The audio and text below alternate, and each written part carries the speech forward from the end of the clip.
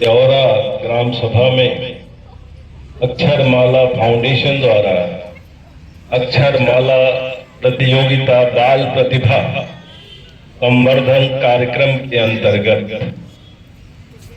हम यहाँ एकत्रित हुए हैं और यहाँ मंचासीन हमारे परम आदरणीय हमारे गार्जियन तेज बहादुर गुप्ता जी और इस कार्यक्रम को आयोजन करने वाली पूरी टीम और ऐसे पुत्र जयप्रकाश जी को जन्म देने वाले पिता श्री नंदू राजभर जी, जिला पंचायत सदस्य श्री सुभाष जयसल जी, डॉक्टर विजय कुमार पटेल जी, प्रदेश उपाध्यक्ष कार्य कुर्मी क्षत्रिय सभा लखनऊ, हमारे ग्राम प्रधान श्री संजय जी, श्री हरीश चंद्र जी, प्रोफेसर श्री लाल बहादुर राम जी, श्री आशिक राजभर जी,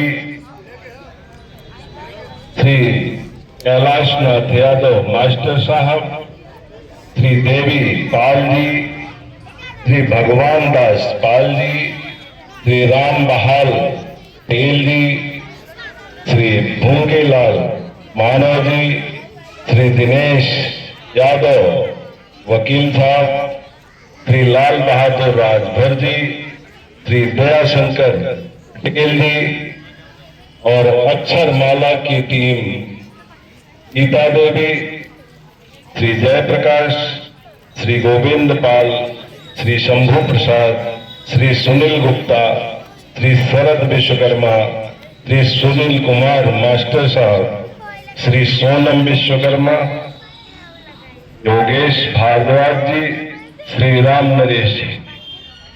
बाकी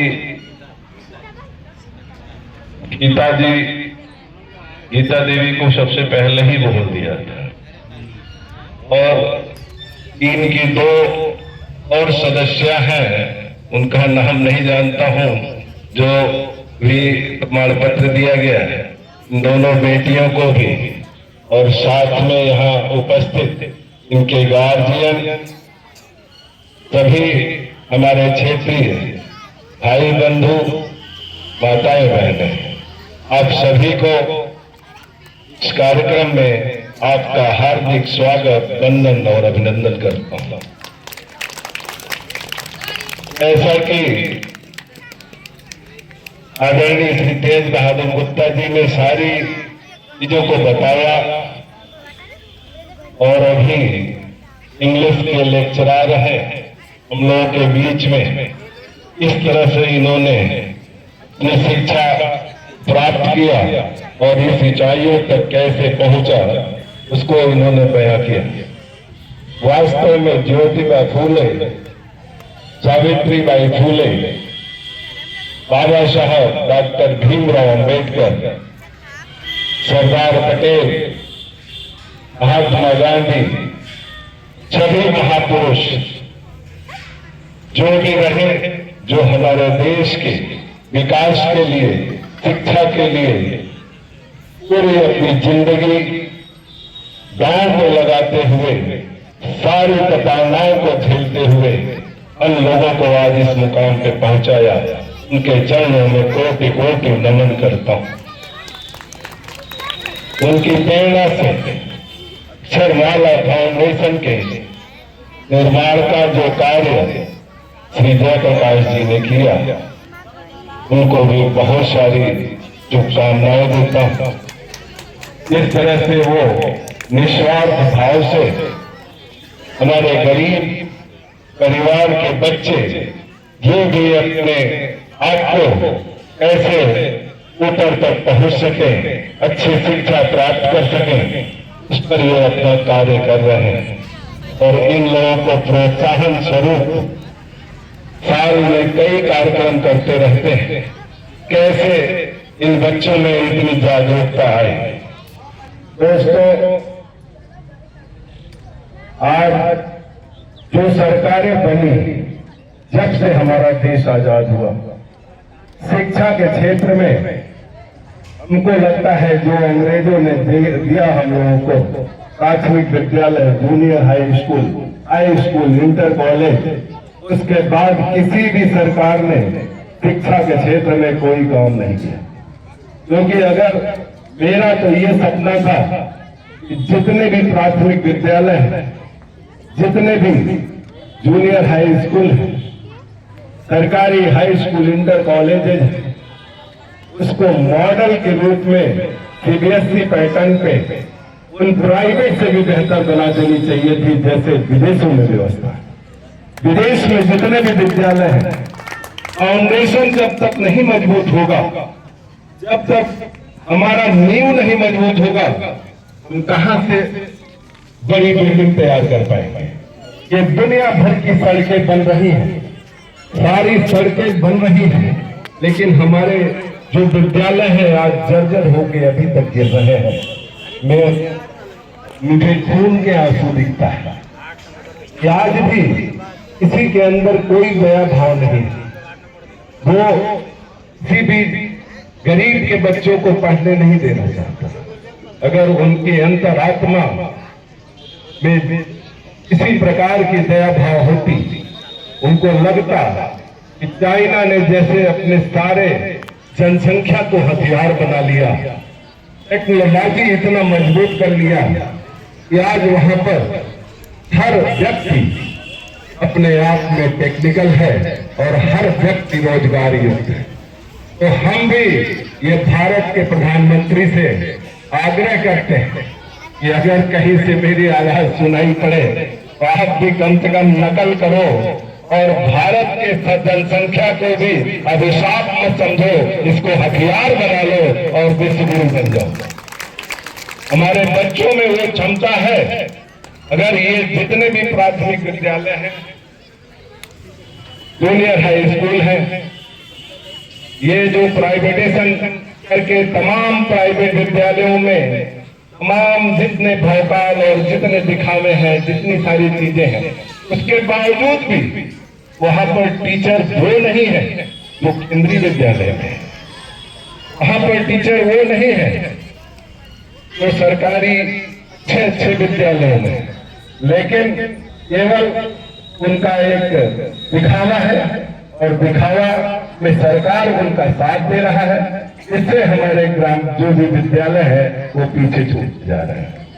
और नहीं तो अगर इन विद्यालयों को अगर मॉडल के रूप में विकसित कर दिया जाए, जितने भी प्राथमिक विद्यालय और जूनियर हाई स्कूल हैं, इनको मल्टी स्टोरी बिल्डिंग बना करके अगर इनमें वो सारी सुविधाएं दी जाए और केंद्रीय विद्यालय की तरह टीचरों की नियुक्ति हो जाए, जितने भी टीचर हैं वो सारे मेहनत से पढ़ाने लगे, इन बच्चों का भविष्य बदलने में देर नहीं लगेगा।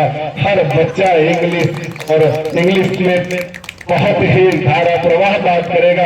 निश्चित रूप से इनकी माँ, इनके पिता, जिनको लगता है कि मेरा बच्चा जब जिस दिन वो इंग्लिश बोलना शुरू करेगा और अपनी टेक्निकलिटी दिखाना शुरू करेगा, तो उनके अंदर एक अजीब बहुत ही प्रसन्नता का भाव आएगा, वो बहुत ही खुशी महसूस करेंगे। लेकिन अभी हम 80 करोड़ लोगों को केवल राशन की लाइन में खड़ा कर रहे हैं। इस पर किसी भी तरह का कोई भी कार्य नहीं हो पा रहा है। जैसा कि अभी मास्टर साहब ने बताया कि विधायक और सांसद चोर है। मैं कहता हूँ प्रधानमंत्री ने एक दिन में नोटबंदी किया था ना, उसने कहा था कि आज रात को 12 बजे के बाद से 500 और 1000 के नोट कल से लीगल टेंडर नहीं होंगे, यानी कि प्रचलन से बाहर हो जाएंगे। मैं कहता हूं जिस दिन प्रधानमंत्री यह घोषणा कर दे कि आज रात को 12 बजे के बाद कल से हमारा भारत भ्रष्टाचार मुक्त होगा। कोई भी सरकारी कर्मचारी, कोई भी अधिकारी, कोई भी सांसद, कोई भी विधायक अगर किसी प्रकार के गलत चीजों में पकड़ा जाएगा, किसी तरह की रिश्वतखोरी में पकड़ा जाएगा, उसको बहुत ही बड़ा दंड मिलेगा, तुरंत निकाल बाहर होगा। देखिए, अगर एक दिन में ये भ्रष्टाचार मुक्त हो जाए तो मेरे मुंह पे थूक दीजिएगा। लेकिन हमारे प्रधानमंत्री के अंदर इतनी हिम्मत नहीं हो रही है, क्योंकि वो भ्रष्टाचार खुद करा रहा है। सारे जितने विभाग हैं, जितने भी सरकारी विभाग हैं, जितनी चोरियां हैं, सबसे ज्यादा सरकारी विभागों में सब चोर बैठे हुए हैं। बताइए, तहसील में जाते हैं, कोई फ्री में काम होता है?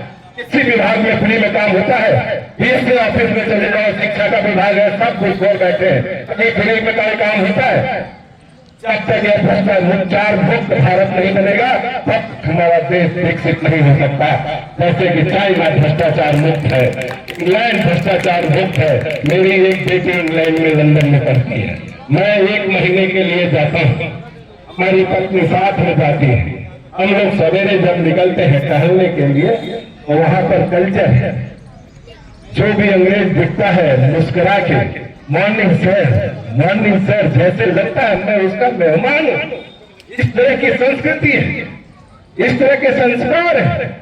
जब वो संस्कार हमारे अंदर तभी आएंगे जब हमारे अंदर से चोरी और बेईमानी खत्म होगी। और वो चोरी और बेईमानी जहर की तरह सारे सरकारी विभागों में भर चुका है। सरकारी विभाग वाले कहते हैं कि ऊपर से चोरी हो रही है। मैं प्रधानमंत्री से यही कहता हूं कि तुम नोटबंदी कर लिए, इतनी आसानी से एक घोषणा क्यों नहीं कर देते? अगर एक दिन में घोषणा कर दो, कल से भ्रष्टाचार मुक्त भारत होगा और हमारे देश का हर व्यक्ति खुशहाल हो जाएगा। क्योंकि जब भ्रष्टाचार का ये जो जहर है, इससे हमारी उम्र 50 साल, 60 साल, आत्महत्या 20 साल और सारे एक्सीडेंट सब जुड़े हुए हैं। हमारी लाइफ, हम भी इंग्लैंड की तरह 100 ईयर 100 साल जीने लगे, क्योंकि वहां पे 100 साल तक मुस्कुरा के बुढ़े और बूढ़े और बूढ़ी अपना कार लेके टहलते हैं। वहां पर कोई पुलिस नहीं दिखाई पड़ता, वहां कोई अपराध नहीं दिखाई पड़ता। जब ऐसा देश में आप जाते हो, उस तरह से क्यों नहीं अपने देश बना देते? ठीक है, जिसको कमी है सरकारी विभागों में उनकी सैलरी बढ़ा दो, लेकिन चोरी बंद करवा दो। अपने आप हमारी ये आम जनता खुशी का एहसास करने लगेगी। और इन बच्चों की लाइफ, इनके लिए तो जो व्यवस्था है, स्कूलिंग जब तक नहीं बदलेगी शायद परिवर्तन नहीं हो सकता। तो स्कूलिंग जो गांव का है, जो सरकारी विद्यालय है, जब उसमें प्राइवेट से अच्छी व्यवस्था हो जाएगी तो निश्चित रूप से जो लोग सरकारी में, जैसे हम कहते हैं इंटर के बाद, आज हमारी बेटियां ऑल इंडिया PMT क्रैक करके MBBS में गई और बहुत सारे प्राइवेट भी कॉलेजेस हैं। कौन चाहता है कि प्राइवेट कॉलेजेस में हमारे बच्चे डॉक्टर इंजीनियर बने? सब चाहता है कि सरकारी में बने। वहां सरकारी में और यहाँ जो नींव है उसमें प्राइवेट में। बताओ कहां से नींव मजबूत होगा? मैं सरकारों से यह आग्रह करना चाहता हूं कि तुम नींव मजबूत करो, नहीं तो तुम्हारे अंदर कोई भी किसी प्रकार का भी इस जनता के प्रति प्यार और मोहब्बत नहीं है।